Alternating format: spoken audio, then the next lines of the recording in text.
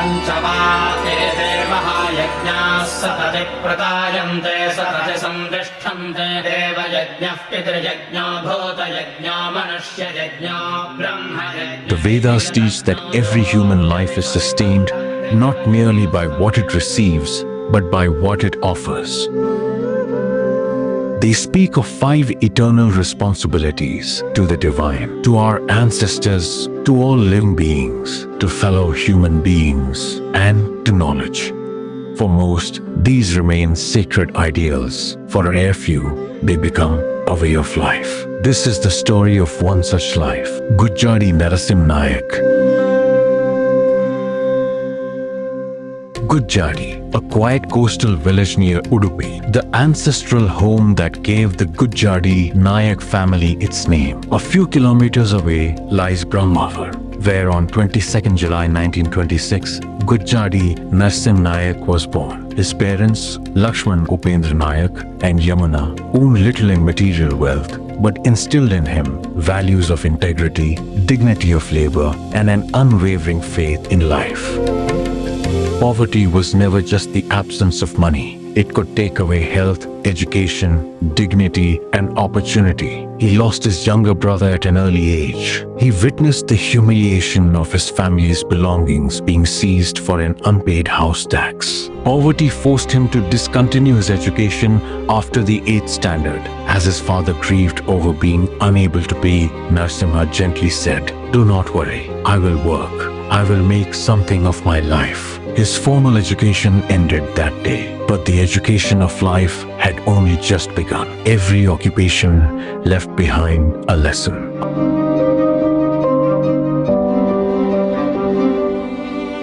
Under the guidance of his uncle, Manur Martappa Nayak, Narasimha learned the art of preparing and selling sweets, delivering milk to hotels before dawn, serving at the Udupi club, assisting in catering.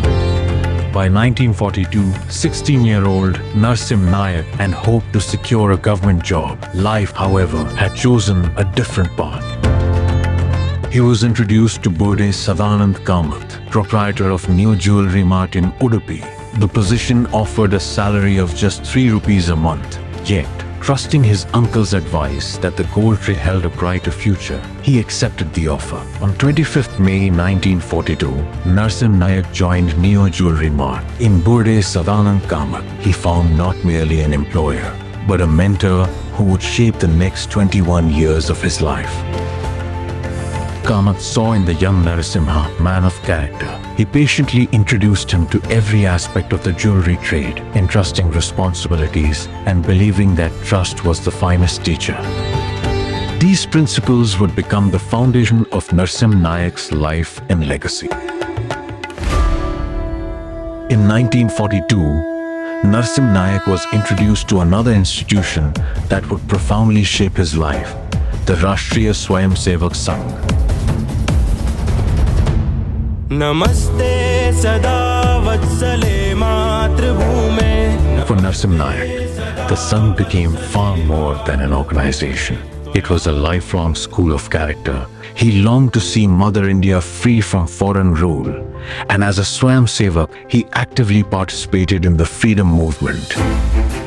India attained independence, but the assassination of Mahatma Gandhi plunged the nation into grief, and the government banned the Rashtriya Swayamsevak Sangh. Responding to the call of Pujya Guruji Golwalkar for a nationwide satyagraha, Narasimha Nayak joined the movement. On 12th December 1948, he was among 65 volunteers from Dakshin Kannada who were arrested and imprisoned at Vellore. After nearly 8 months in prison, the ban was lifted, and on 18 July 1949, Narasimha Nayak returned to Udupi, believing he had lost his livelihood. Instead, Burde Sadanand Kamath welcomed him back and increased his salary from 50 rupees to 150 rupees a month. It was a profound affirmation of trust. In 1951, Sadanand Kamath took his young apprentice, on an extensive study tour across Kerala and Madras state, the region's leading jewelry centers. The tour introduced them to the concept of ready-made gold jewelry. Neo Jewellery Mart pioneered the concept in Udupi. For Narasimha Nayak, the journey became an invaluable lesson in entrepreneurship. On 7th December 1953, Narasimha Nayak entered Grahasthrama, marrying Lakshmi, daughter of Haradi Srinivas Kamath of Udupi, who was named Shubhaprada after marriage. Their wedding was a simple ceremony. Together, they built a home founded on mutual respect and unwavering support. Shubhaprada became the quiet strength of the family, nurturing their 9 children and standing beside him through every phase of his life's journey. As Sadanand Kamath's health declined, Narasimha Nayak assumed the responsibility of managing Neo Jewellery Mart. In 1956, Kamath's son Bhagirath returned from Mumbai to take over the family business. The transition was painful. Narasimha Nayak's responsibilities were gradually withdrawn. His ailing mentor requested him to continue to support his son with the same loyalty and dedication. Narasimha Nayak gave his word. For the next 6 years, he served with unwavering loyalty. When Bhagirath finally closed the Neo Jewellery Mart in December 1963, following the Gold Control Act, Narasimha Nayak's remarkable 21-year association with the firm came to an end. But it also marked the beginning of a new chapter. He decided to build a business of his own. On 19 January 1964, he opened a modest workshop in Burde Sadanand, crafting made-to-order gold ornaments with little capital, but an abundance of confidence in his craft and character. Jewelers across the country extended gold and credit without collateral or guarantees. They were placing their trust in a man whose integrity had been proven over 21 years. For Narasimha Nayak, trust became his greatest capital.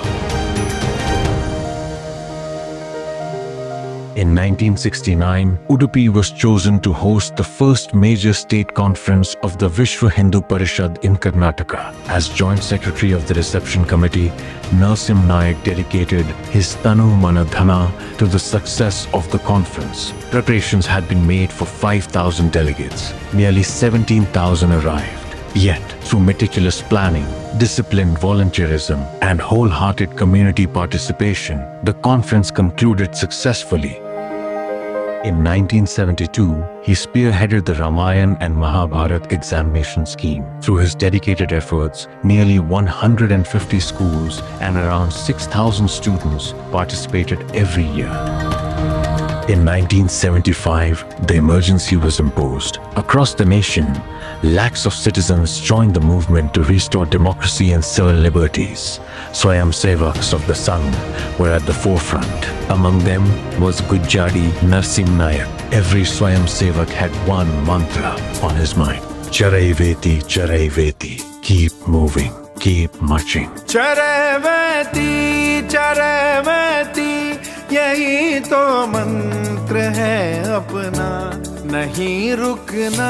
On 12th December 1975, Gujjadi Narasimha Nayak was arrested and spent nearly 14 and a half months in prisons across Karnataka. Even his wife was detained for several weeks while searching for him. Prison did not diminish his spirit. He organized meals for fellow detainees and continued to serve wherever he could. Believing that the future of the jewelry industry depended on skilled hands, Narasimha Nayak established Swarnodyam, the goldsmith training institute at Kelarkala Bettu in 1983. Over the years, Swarnodyama has trained more than 700 women and hundreds of young craftsmen. In 1984, Narasimha Nayak represented the Vishwa Hindu Parishad as its divisional secretary at the World Hindu Conference in New York. He returned with an even deeper conviction that India's greatest strength lay in its timeless spiritual and cultural heritage. During the 1980s, under the spiritual leadership of His Holiness Sri Vishwesh Tirth Swamiji of Brahmavar Math, Udupi emerged as one of the principal centers of the Sri Ram Janmabhoomi Mukti Andolan. The historic Dharma Sansad of 1985 gave new direction and momentum to the movement. Narasimha Nayak worked alongside Shri Somshekhar Bhatt, Dr. V.S. Acharya, and countless volunteers to take the movement to every corner of Udupi district.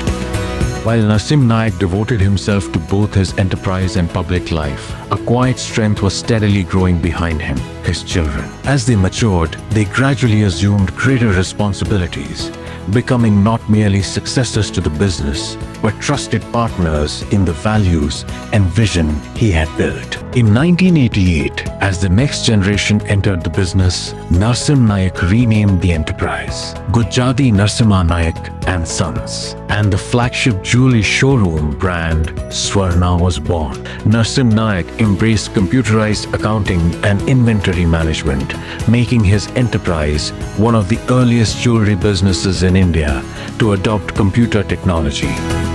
Today, succeeding generations continue to uphold those enduring values while carrying the Swarna tradition to new places and new customers.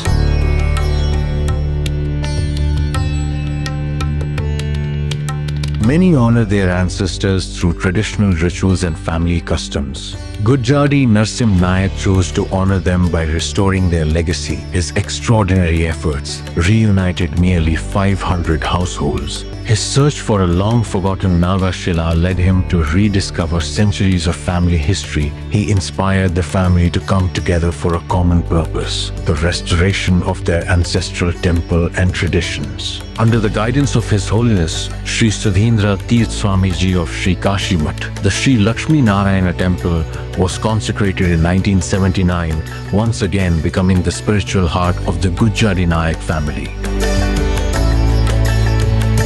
In 2009, shortly after returning from a pilgrimage to Vaishno Devi, Narasimha Nayak was diagnosed with advanced stomach cancer. When told that little time remained, he accepted the news with remarkable serenity. Choosing to spend his final days at home, he told his children, "I am like an old tree nearing the end of its life. I am completely content.